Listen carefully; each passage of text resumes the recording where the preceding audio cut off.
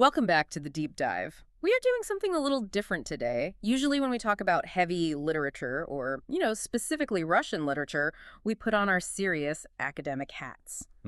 Furrowed brows and dusty libraries, that's the image. Exactly. But today I want to start with a physical image that just completely shattered my perception of the author we're discussing. Oh, it's always good to have one's perception shattered right at the start. Yeah.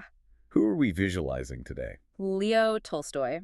But not the Tolstoy you see on the front of a Penguin classic, the old man with the long white wizard beard looking sort of sad in a peasant blouse. Right. The sage of Yasnaya Polyana. Yeah, him. No, I want to talk about Tolstoy in his prime. The source material describes him as a physical specimen that would, frankly, put most modern gym-goers to shame. It is a side of him that gets completely lost in the whole great writer mythology, isn't it? We tend to separate the mind from the body, but for Tolstoy, they were. Well, they were dangerously connected.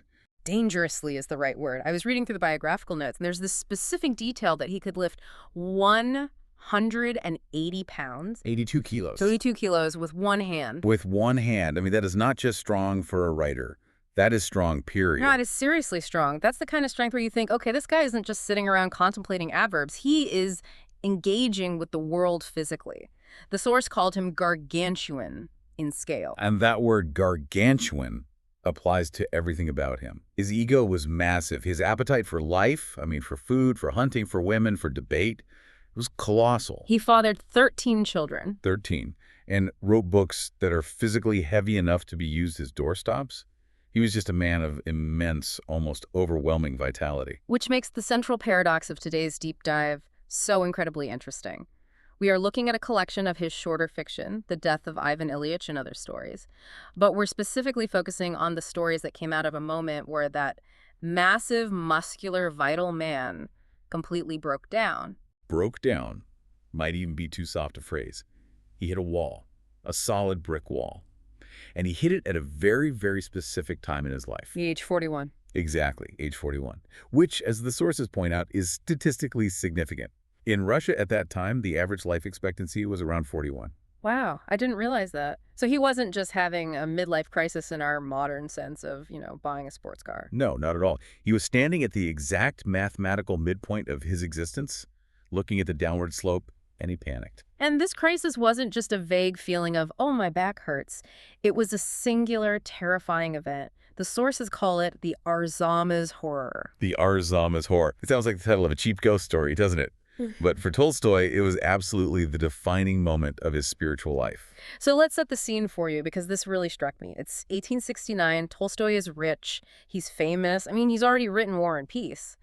He's traveling to a place called Penza to buy an estate, because that's what rich, famous authors do. Right, it's a business trip. He stops in this provincial town called Arzamas to sleep for the night. Just a standard stopover. He checks into a hotel, lies down on a sofa. He's perfectly healthy. He has no reason to be anxious. And then he wakes up at 2 a.m. And the way he describes it, he says he was suddenly struck by an agony of fear that he wouldn't wish on his worst enemy. And it wasn't a fear of something specific, like a burglar or a fire. It was just a total existential collapse. He actually wrote a dialogue about this later, trying to process it. In that dialogue, he asks himself, what am I afraid of? He's trying to rationalize the panic, to pin it on something, and he hears an answer. Me, I am here. Me, I am here, and the me is death. That's profound. It's not, I am afraid of dying. It's death as a presence, as a conscious entity sitting in the room with him. Yeah, exactly. It personalized mortality for him. Before Arzamas, death was something that happened to characters in his books or to soldiers on a battlefield. It was something external. After Arzamas, death was inside him. And it turned that gargantuan appetite for life into a gargantuan obsession with the end of life. And that obsession is the lens for everything we're going to discuss today. We aren't just summarizing plots. We're looking at how a man who is terrified of death tries to make sense of the world. And he does it by looking at three specific areas: war, the physical act of dying, and social class. I like that framing. And notice the order there. He starts with the external war, then he moves to the biological, the act of dying, and finally he looks at the systemic, how society crushes us before we even get to die. It's a descent, really, a descent into the core of his fear. Let's start that descent with war, because before he was the sage, Tolstoy was a soldier. He served in the Caucasus and the Crimea, and the sources emphasize that these stories, specifically the raid and the wood felling, aren't fantasy. They are reportage. They're transmitted straight from the front lines. Yeah. And the first thing Tolstoy does, which I find so fascinating, is he sets a trap with beauty. The scenery. Oh, the scenery. In the raid, he doesn't start with blood and guts. He starts with the Caucasus Mountains. I have the description right here. He talks about the dazzling white masses of snowy mountains against the delicate blue of the horizon. He describes the sounds, the crickets chirping like tiny bells. Tiny bells. It's so delicate. It is. And the smell, the air smells of water, grass, and mist. It sounds like a travel brochure for paradise. It does. It sounds like a place you'd go for a warmness retreat. Right. Not a place to kill people. And that is exactly the tension Tolstoy wants you to feel. The narrator, who is basically Tolstoy, looks at this incredible landscape and asks a question that just haunts the whole story. Can it be that there's not enough space for man in this beautiful world? It's such a simple question, but it's devastating. We are surrounded by this natural perfection, and our response is to fill it with gunpowder and screaming. He's highlighting the absurdity of human conflict against the backdrop of nature's indifference. Nature's perfect, man is messy. And to explore just how messy man is, Tolstoy introduces us to a cast of characters in the raid that deconstruct the very idea of bravery. This is where I think he's so far ahead of his time. Because usually, in 19th century literature, you have the hero, the guy on the white horse. But Tolstoy gives us Captain Klupov. Captain Klopov. Yeah. The anti-hero. Not in the modern gritty sense, but in the sense that he is completely, utterly unglamorous. He's wearing a threadbare coat. He smokes cheap tobacco. And the narrator points out that he refuses to use the cool slang terms for things. He's just a guy doing a job. He's a professional. And when the narrator, who is young and curious and full of romantic ideas, asks Klopov to define bravery, Klopov is just stumped. He doesn't have a neat philosophical answer ready to go. He eventually just sort of shrugs and says, a brave man is one who behaves as he ought to. As he ought to. It's a definition based on duty, not on feeling or emotion. It's about function. But then the narrator, and this is clearly the intellectual Tolstoy peeking through, compares this to Plato. Plato defined courage as the knowledge of what should and should not be feared. Right. And Tolstoy makes this fascinating move here. He suggests that Klopov's definition is actually superior to Plato's. How so? Because Plato's hero has knowledge. It's an intellectual concept. Klopov has habit. He doesn't just know what to do, he does it instinctively. He lives the philosophy without needing to articulate it. So the guy in the threadbare coat is the true philosopher, even if he can't spell philosophy. Exactly. And to prove this, Tolstoy gives us the foil, the character who represents everything Klopov is not, Lieutenant Rosencrantz. Oh, I know people like Rosencrantz. He's the guy who has watched too many movies about the job he's currently doing. He is performing the role of a soldier. 100%. He models himself after the romantic heroes of Lermontov. The source details are just hilarious. He rides a giant white stallion, which is terrible tactical advice, by the way. You're a massive target. The worst. He dresses up like a Tartar with gold trim on his weapon. And he has this attitude that hatred and vengeance are poetic. He thinks war is an opera. He wants the high drama. He rides out in front of the line, not because it helps the unit, but because he wants to be seen riding in front of the line. It's pure vanity. It's lethal vanity. Because while Klopov is quietly keeping his men alive, Rosencrantz is trying to create a narrative. And Tolstoy hates narrative when it obscures the messy truth. And then we have the third figure in this triad, the victim, Ensign Alenin. The tragedy of youth. Alenin is the new recruit. He's fresh from the academy. And his reaction to going on a raid is that he is pleased. Pleased. That word made my stomach turn. He's treating it like a hunting trip or a boys' weekend away. And Klopov, the old pro, sees this immediately. He warns him. He says, why be pleased when you haven't even seen the real thing? Klopov knows that war isn't an adventure, it's an abattoir. And sure enough, Alenin gets excited. He leads a charge into the woods that was completely unnecessary. He just wants to be part of the action. And when they bring him back, Tolstoy does not spare us the details. No. The description of Alenin dying is grotesque. His head sunk horribly between the shoulders. It's an image of a broken puppet. There's no dignity. There's no poetry there at all. Rosencrantz thinks war is poetic, but when the reality hits Alenin, it's just ugly and sad and pointless. And that is the lesson of the raid. True bravery is boring. It's Klopov. False bravery is flashy. And the result of false bravery is a kid dying with his head sunk between his shoulders for absolutely no reason. So, if the raid dissects the individual soldier, the next story, the wood felling, dissects the system. And this is where Tolstoy goes full scientist. Yes. The wood felling is almost anthropological, or, as the source said, botanical.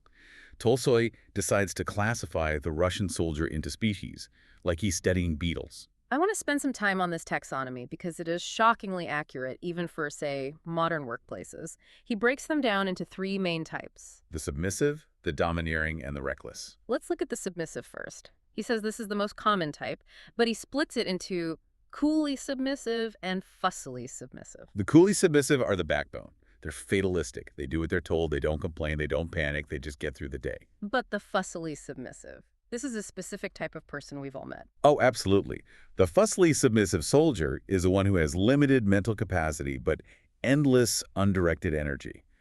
They're always doing something, but it's usually the wrong thing. Or they're doing it in a way that creates more stress for everyone else. Zealous but incompetent. They're the ones frantically cleaning a perfectly clean gun or reorganizing the supply closet while the building is on fire. That's a perfect analogy. And then you have the domineering type, again, split. You have the sternly domineering, the natural leaders, high-minded, energetic. And then my personal favorite, the diplomatically domineering. This one made me laugh out loud. Tolstoy describes this type as small, articulate, and in the story, wearing a pink shirt. A pink shirt in the 1850s Russian army in the Caucasus. It's a power move. Yeah. This is the middle manager who thinks they are smarter than the CEO. They use fancy words, they manipulate, they think they're superior to the common soldier. They lead by politics, not by example. And finally, the reckless. The reckless humorists, the guys who laugh at everything, nothing phases them. And the reckless libertines, the wild ones, the gamblers, the ones who don't care about rules or safety. Rare, he says. So we have this whole HR manual of the Russian army, but Tolstoy doesn't just leave it as a list. He zooms in on one specific example of that fussily submissive type. Velenchuk. Ah, Velenchuk. He is the heart of the wood felling. He perfectly illustrates the tragedy of the little man. He is honest, he tries so hard, but he's just not quite equipped for the world. There is an anecdote in the story about Velenchuk that just breaks your heart. Years ago, he was given some money to buy cloth for a coat for his superior. A huge responsibility for a man like A him. massive one. And he hid the cloth to keep it safe, but it got stolen. And his reaction wasn't anger. It was total, complete despair. He wept for days. And then he spent years, literally years, saving tiny fractions of his soldiers' pay to pay back the cost of that cloth. He has this immense crushing integrity. He cannot bear to be in debt or to have failed. And then we see his death. And again, like in the raid, it is so profoundly anticlimactic. They're in the woods, chomping trees. There's shelling happening in the distance. Velenchuk is hit by a cannonball. It's sudden, it's violent. But what really struck me is what he talks about while he's dying. He's bleeding out, surrounded by his comrades. He doesn't ask for a priest. He doesn't send a message to his mother. He worries about a purse. A purse with 3.5 rubles in it. And buttons. He remembered that he owes Lieutenant Solomovsky for some buttons. I bought buttons. I spent 1.5. That is his final dying concern. Why does Tolstoy focus on the buttons? What's the point there? Because it underscores the mundane, trivial nature of the individual life in the face of war. Velenchuk's entire moral universe, his tiny debts, his honesty, his buttons, is instantly erased by a random chunk of iron. It's not glorious, it's just administration. He dies worrying about his accounts receivable. And the contrast is just brutal because just a few hundred yards away, the officers are having a completely different experience. They're having a picnic. Literally. They're sitting around eating meatballs. Listening to the shelling like it's background music, and they're discussing their careers. This is where we meet the officer Volkov. Volkov is interesting because he isn't a bad guy in a villainous sense, but he is morally hollow. He admits he hates the war, he thinks it's sordid, he's scared. So the natural question is, why is he there? Status. Purely status. He says he can't go home until he gets the Anna or the Vladimir, the medals, and the rank of major. Think about that trade-off for a second. Velenchuk dies worrying about buttons and 3 rubles. Volkov is willing to risk Velenchuk's life and his own for a ribbon and a title. It just exposes the class divide in the machinery of war. The peasants die for buttons, the aristocrats stay for ribbons. And neither of them really understands why they're there. They're just caught in the gears of a machine they can't see. So we've seen how men die in war messily. pointlessly. But now let's move to the second pillar of our deep dive, the act of dying itself.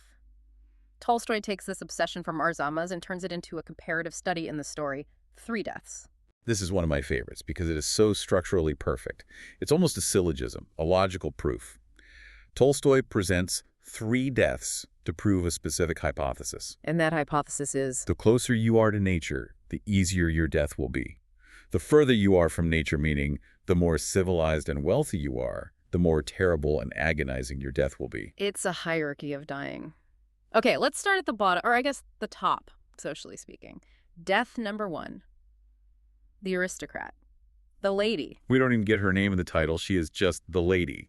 She is traveling in a carriage to Italy. She has advanced tuberculosis consumption. Her physical condition is horrific. She has no lungs left. She's emaciated. The doctor knows she's dying. Her husband knows she's dying. Everyone knows except her. Or rather, she refuses to know. This is the death of denial. She believes that if she can just get to Italy, the sun will magically cure her. She is clinging to the artificial world doctors, travel, money, comfort. And because she is fighting reality, she is absolutely miserable. She is terrified. And she takes it out on everyone around her. Specifically, her maid, Matryoshka.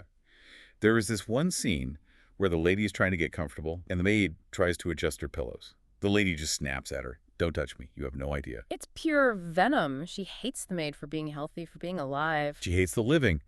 Tolstoy calls her situation one of impotent, malevolent irony. She has spent her life being pampered and civilized, completely disconnected from the biological reality of her body. Now that biology is claiming her, she feels cheated. She feels it's unfair. And when she finally dies, it isn't peaceful. Tolstoy describes her corpse in a really disturbing way. He describes her face as stern and her hands as waxy.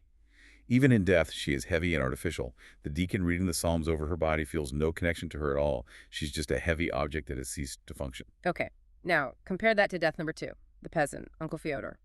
Fyodor's a driver. He's old. He's also dying, probably of the same disease, but his setting is completely different.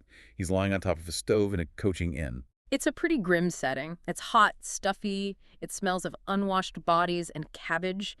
He's surrounded by other drivers who are sleeping and eating.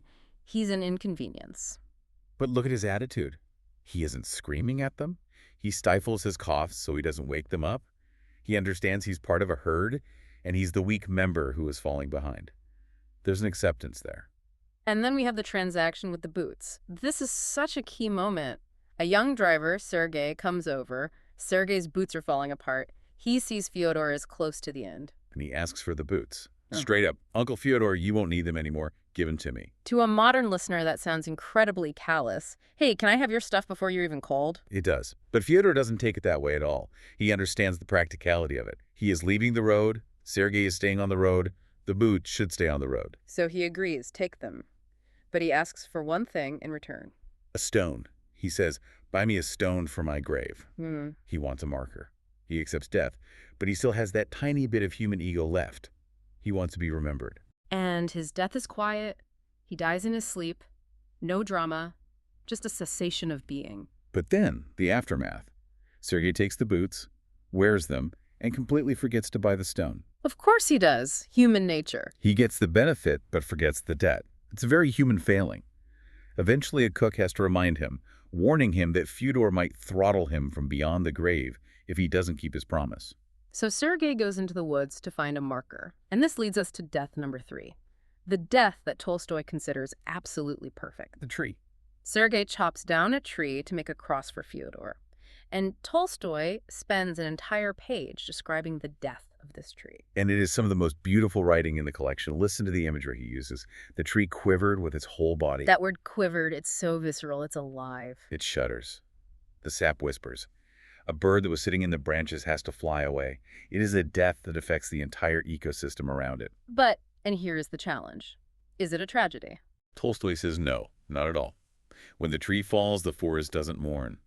The text says the forest reveled in the beauty of their branches, all the more joyously in the newly created space. Reveled. That's such a strong word, it's almost celebrating. It is celebrating. Okay. Because the tree dies without ego. It dies to make space for new life. It submits totally and completely to the cycle of nature. The lady fought death and made everyone miserable. The peasant accepted death but wanted a stone to mark his ego. The tree just Let's go. I have to push back on this a bit, though.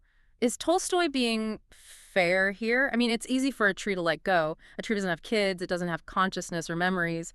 It feels like he's judging the lady for being human. Oh, he is absolutely judging her. But more than that, he's judging himself. Remember, Tolstoy is the man who is terrified of death. He wants to be the tree, but he knows he is the lady. He knows he is attached to his ego, his fame, his family. The tree is the impossible ideal he can never reach. Ah, okay. So the story isn't just be like a tree. It's an admission that being human makes dying agonizingly difficult because we can't let go of the self. Precisely. Consciousness is the curse that makes death a horror. Speaking of curses, we have to move to the final story. We've done war, we've done death. Now we have to talk about the system that makes life a nightmare for the people living it. Polikushka. This story is heavy. It's a tragedy, but it's also a biting satire. And to understand it, we really have to explain the context of the draft. We touched on this with the wood felling, but in Polikushka, the stakes are so specific. The village is required to provide 3 men for the army. And we need to be crystal clear. Getting drafted in 19th century Russia wasn't like doing a 2-year stint in the military. It was 25 years. 25 years, that's a life sentence. It's not a tour of duty, it's an erasure. You were legally dead to your family. Your wife became a widow, effectively. Your children became orphans. If you were drafted, you were gone forever. So the mistress of the estate has this dilemma. She has to pick the men, and she doesn't want to send the Dutlovs. The Duglovs are the good peasants. They're rich, they're hardworking, they pay their dues on time. She wants to protect them because they are valuable assets to her. So the gaze falls on Polika, the zero of the village, the lowest of the low. I love the description of this guy. He lives behind a stove in a corner with his wife and 7 other family members. He is ragged, he has a terrible reputation, but he's such a distinct character. He has this side hustle as a horse doctor. The horse doctor details are both hilarious and horrifying. He treats horses with supernatural skill, which mostly involves cutting them with a lancet and hoping for the best. He uses cobwebs, and he mixes gunpowder and vitriol sulfuric acid without weighing anything. He just throws it all in a bottle. And the text notes, with that classic deadpan Tolstoy irony, that the more horses he tortured to death, the more faith people had in him. It's the placebo effect from hell. But Pleaky isn't just a quack, he's a thief. He stole the office clock, he sold it, he was caught, a known quantity. But then, and this is crucial, he repented. He cried. He promised to reform. And the mistress, who sees herself as this benevolent, almost biblical figure, decides she is going to save him. She thinks she can fix his soul by showing him trust. So to avoid sending him to the army and to prove to everyone that he has reformed, she gives him a mission. A mission that is so obviously set up to fail. She sends the known thief, the man who lives behind a stove and steals clocks, into town to pick up an envelope of money. 1,500 rubles. We need to contextualize that amount. Poliki worries about a few kopecks. 1,500 rubles is an astronomical sum for him. It's a life-changing fortune. And she just hands him the responsibility for it. The setup of him leaving is so stressful to read. He's so proud. He puffs himself up. He brags to his wife, Akolina. He puts on his tattered coat. And where does he put the money for safekeeping? Inside his cap. He pokes a hole in the wool lining of his cap and stuffs the envelope in there. It is the most precarious, anxiety-inducing place to put a fortune. On your head. In a hat that you take off to bow to people. Hat that could just fall off. The journey back is excruciating. He's walking. He feels the money. He checks the hat constantly. He bumps into people. He's paranoid. He vows not to drink. And then the tragedy happens. Okay. And it's not a bandit attack. It's not a dramatic robbery. It's just incompetence. Exhaustion, a moment of carelessness. He falls asleep on the cart on the way home. The cap slips. Or he takes it off to adjust it. The envelope slides out of the little hole in the lining. It just falls silently into the snow. And he doesn't realize it. He wakes up, he puts the hat back on, he feels the padding of the hat and thinks it's the money. He drives the rest of the way home, completely oblivious. It's only when he gets home, when he's about to triumphantly hand it over to the mistress, that he reaches into the hat, and it's gone. The panic scene is visceral. He runs back out into the road. He's retracing his steps. He's running back and forth in the dark, screaming. He's clawing at the snow with his bare hands. He knows what this means. It's not just about the money. He has failed the test. He has proven he is worthless. He knows the entire village will think he stole it. He knows he's going to the army. The psychological spiral is instant and total. He completely breaks. He goes to the attic. And he hangs himself. It is such a dark, sudden turn. The story starts as this kind of comedy about a bumbling horse doctor and ends with a suicide in an attic. And look at the reaction. When they find him, his wife Akalina doesn't just weep, she goes into a frenzy. But the village, they are almost relieved in a grim way. Because with Pollocky dead and the money gone, the draft quota still needs to be filled. The problem hasn't gone away. And the tragedy just spirals outward. The mistress, in her grief and guilt over Pollocky, ends up having to send one of the Dutlovs anyway. The good family she tried so hard to save gets broken up. So nobody wins. Pollocky is dead. The money is lost, at least for now. It's found later by chance, which just makes it even more pointless. The Dutlovs are ruined, and the mistress is left with her benevolence completely in tatters. It is a savage critique of the system. Tolstoy is showing that you cannot be a good master. The system of serfdom itself, the system of the draft, it is a machine that is designed to crush human beings. No amount of kindness or well-intentioned meddling from the mistress can fix the fact that she owns these people and holds the power of life and death over them. It's interesting that Polikushka is about the failure of saving someone. The mistress tried to play God, and she created a catastrophe. Just like Rosencrantz tried to play the hero and created a casualty, Tolstoy is deeply suspicious of anyone who tries to impose a grand narrative on life. Whether it's I am a hero or I am a savior, life, he insists, is messier and more tragic than that.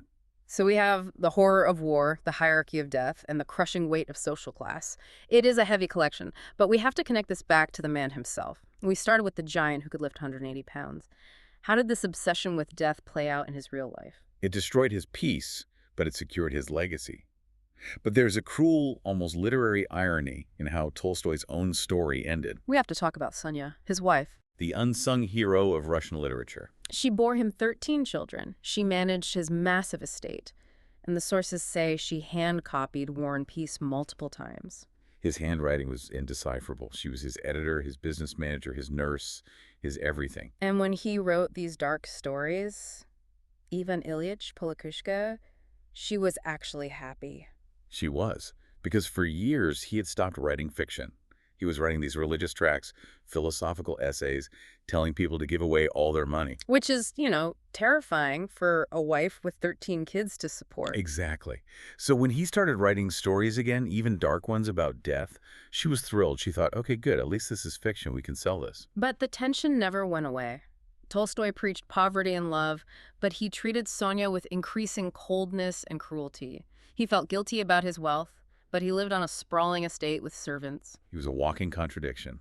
And in the end, in 1910, at the age of 82, he just couldn't take it anymore. He ran away. He fled Yasnaya Polyana in the middle of the night like a thief.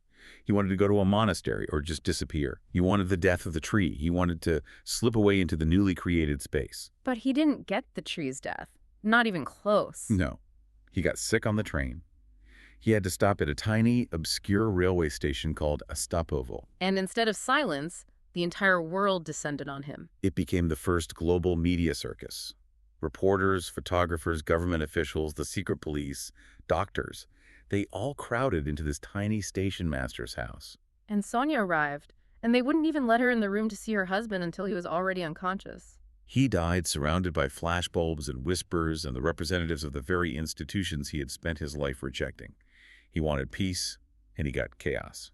It's heartbreaking, but maybe it was inevitable. You can't be a giant and expect to disappear quietly. That is the tragedy of greatness. You lose the privilege of a private death. So, to bring this all together, we've looked at the fear in our zamas, the messy reality of the raid, the administrative tragedy of the wood felling, the acceptance of the tree, the collapse of Polikushka.